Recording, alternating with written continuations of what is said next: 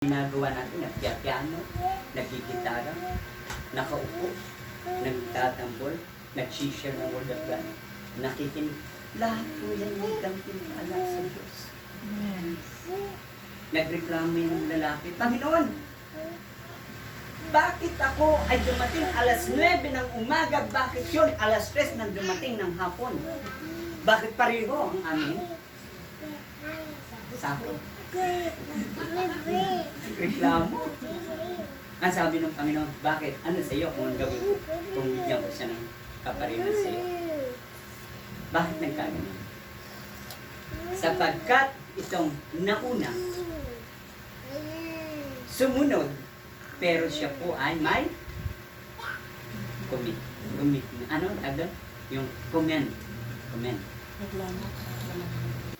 Meron siyang comment. Samantalang itong sumunod ng alas 3 ng hapon, nagkatawag sa kanya, yes, Lord. Amen? Yes, Lord.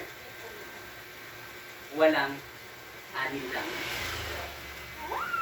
Kaya yung sahod niya kahit siya'y hindi napagod, sabi nga po, pag malalim ang pananampalataya mo sa Diyos, yung mga taong pinagpapalan na wala sa Diyos, dadalhin ng Panginoon kay Jonah para bumili ng mga paninda niya para maubos doon. Bakit? Dadalhin ng Panginoon yung mga taong walang pananampalataya. Bilhin mo yan. Ay di siya ang pinagpala. Amen? Amen.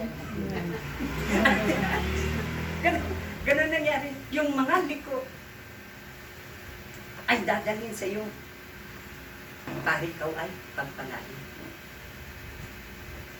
Kaya nga po, itinuturo ng Diyos sa Yahweh, sa Isaiah 45 verse 7, ay tinuturo niya para ako'y makilala ninyo. Once na kayo ay may pananampalataya, makikilala ninyo akong si Yahweh, ako lamang ang Diyos, at wala nang iba. Ako lumikha ng dilim at liwanag. Anong katatakot natin? Kahit may salot, kahit may itim ang mundi na nasa paligid, kahit may mga kriminal, kahit may mga magnanakaw, sapagkat ang Diyos ay hindi natutulog upang ikaw ay patayin. Manalangin ka lang. Lord, bantayan mo ang aking tindahan. Bantayan mo ang aking paglilingkod. Bantayan mo ang aking